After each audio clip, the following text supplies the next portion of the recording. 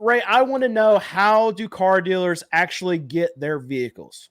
For most dealers, it's what they call a turn and earn system.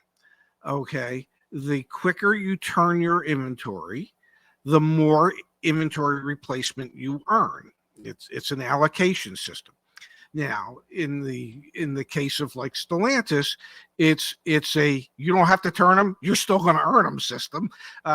They don't care. They just want to get rid of the stuff. They're going to beg you to take their inventory, but 99% of the time, it's a turn and earn system.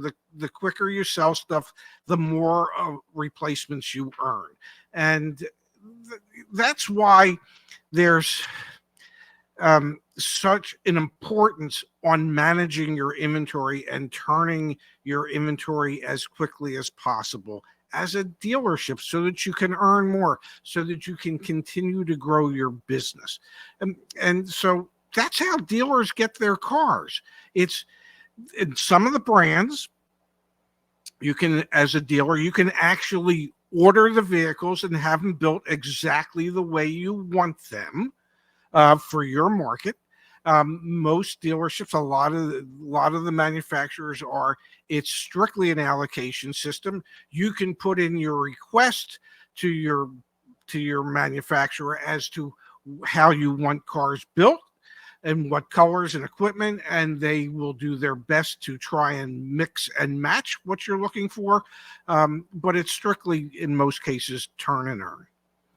So I know I was just recently at a Nissan dealership. I got a buddy who's a franchise manager there, and he was explaining to me how their system worked, and they're on more of a ordering system. So if he runs out of Sentras or whatever, then he can put an order on his next allocation saying, okay, I need more Sentras. Mm-hmm. But since Nissan's had some difficulties, he was able to step back a couple months ago. Now I know most manufacturers are not like this, where, okay, you get allocations and you got to take what we're giving you. How difficult does this make? I know you're in the franchise space. How difficult does that make it during a time like this, when things are slower, when seems like your manufacturer is just actually shoving vehicles down your throat and you can't take them? Just because it's allocated doesn't mean you have to take it. Okay. So you can turn and you can earn, and you can realize that the market is shifting and that you don't necessarily need as many as you've earned as replacements. So you can turn some of your allocation down. Now, the question becomes, how does the manufacturer feel about that? Well, they no longer have the warm and fuzzies towards you as they would if you just took everything that they allocated to you. They don't like dealers to turn down cars. Dealers that truly manage their inventory know when it's time to turn down cars, because they know that their inventory will get out of whack, and they'll find themselves overloaded, and they'll have all the extra floor plan costs that are associated with that. So there's a lot of give and take between the dealerships and the factory reps who are trying to unload some of this stuff. Oftentimes there can be encouragement. If you were to take 10 of this that we know you don't really want, the 10 that you turned down, if you were to take those 10, well, what if I could get you an extra 3 of this really hot product that nobody can keep in stock and that is selling for above MSRP? Would that be enough to get you to take the 10 that could sit for a while? So the real world example of that would be like a Ford dealer right now. Okay, they can sell a lot of Mavericks, but they're having a hard time moving F-150s. If they go to their supplier and the supplier says, well, if you take 25 of these F-150s, we'll give you 5 of these Mavericks too. Could be something like that, absolutely.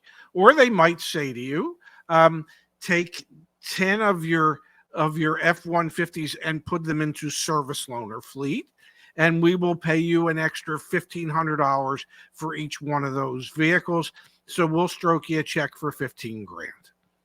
So how many palms are getting greased throughout this whole process? Because you got what, manufacturer, then you have regional suppliers, then you have dealers. Is there another? Bribes happen. It's human nature.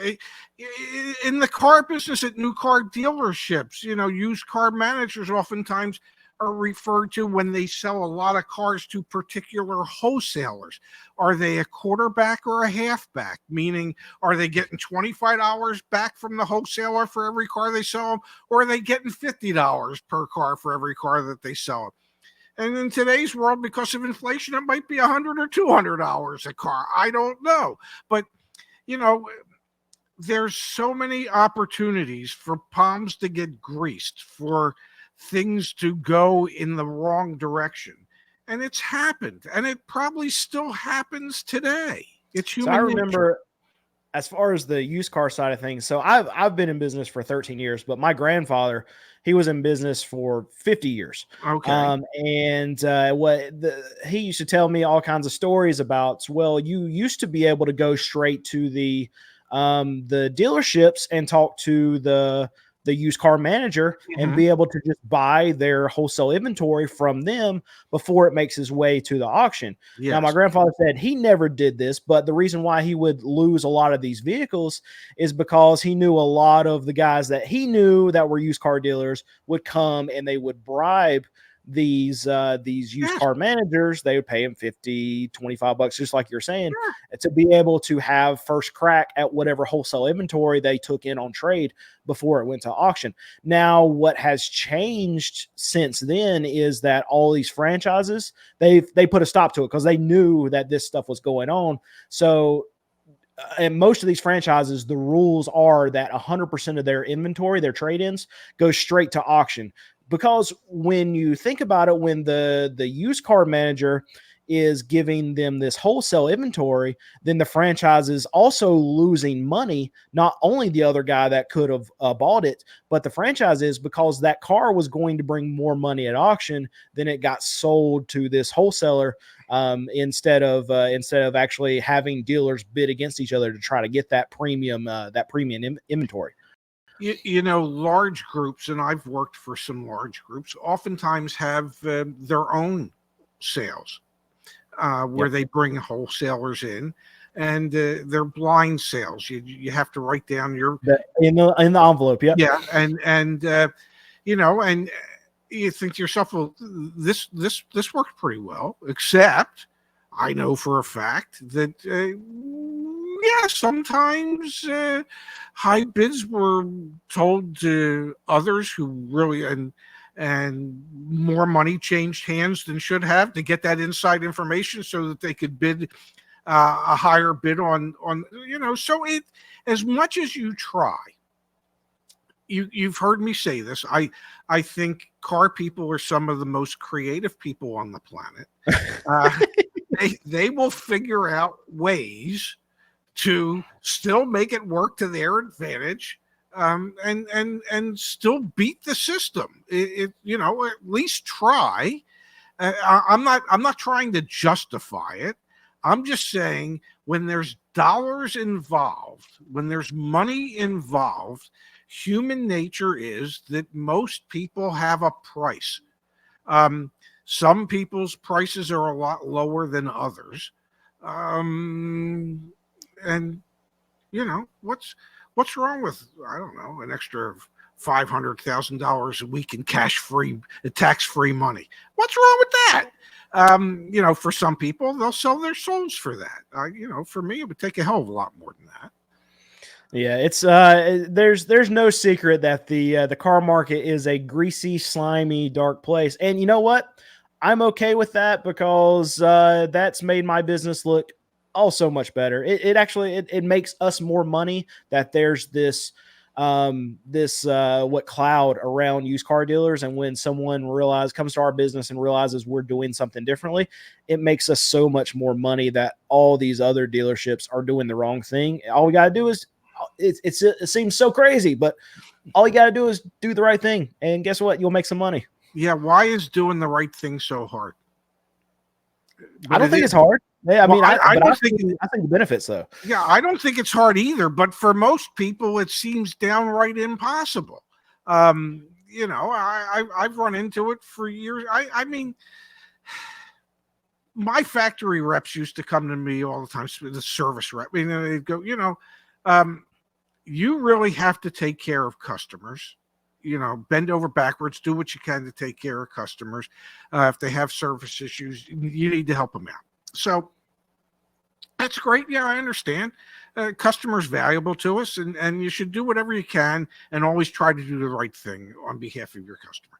So when there's an issue and you go to your factory service rep and you go, man, here's an opportunity to put your money where your mouth is. You know how you tell me we should always be there to help the customer and try and do the right thing for the customer? Well, I've got this situation and I need you to step. Oh, well, I can't do that. Well, why are you always telling me to do it? Okay. Why is it so hard for you, who's always telling me to do it, to do the right thing? It is so hard for most people to do the right thing. Because they think it'll end up costing too much. It doesn't. It makes you money in the long run. Doing the right thing doesn't cost, it pays. I 100% agree. You know what though? Even if it was easy to make money the other way, I couldn't sleep at night. I don't understand. I never will. Yeah, I catch a lot of flack. I get a lot of comments. Yeah, well, think of all the people Ray ripped off in his 43 years, and now he's trying to be a good guy. Well, maybe in the 43 years I was doing what I was doing, I realized that a lot of the stuff that dealerships were doing wasn't the way dealerships should do them. And maybe I was one of the good guys that always was trying to change how we did things to make it a tad bit easier for the customer. Not everybody in the car business is a bad person. Not every used car dealer is a bad person. There are some people in both new and used cars that operate and try and do things the right way. There are many more people that don't, but that doesn't mean everybody doesn't. It just means those who don't, and those who are trying to do it differently should be celebrated instead of condemned. All right, so all of you watching here, I know most of you are not subscribed, so I need you to hit that subscribe button. Whatever we need to do to get you to hit that subscribe button, Ray will do it. So just hit it for us and let us know what he needs to do down in the comments to get you to subscribe. If you have any questions for me or Ray, I'm a used car dealer actively, and Ray has been in the business 300. What do we figure out? 387 years. Yeah, 387 years, because between the two of us, we have 400 years worth of experience. Yeah. I think we need to change it to 388 because we need to have over 400 years. We can do that. We can do that. I'm a former car guy. Lion is like no. Well, I was just about to say no clickbait here, so we have to make sure it's right. Yeah. I can exaggerate though. Yes. Well, I think we're both good at that. Yes. Or we wouldn't be on YouTube, obviously. All right. Hit that like button, hit the subscribe button. Tell every living person you know that they need to subscribe to Car Sense with Brandon and Ray.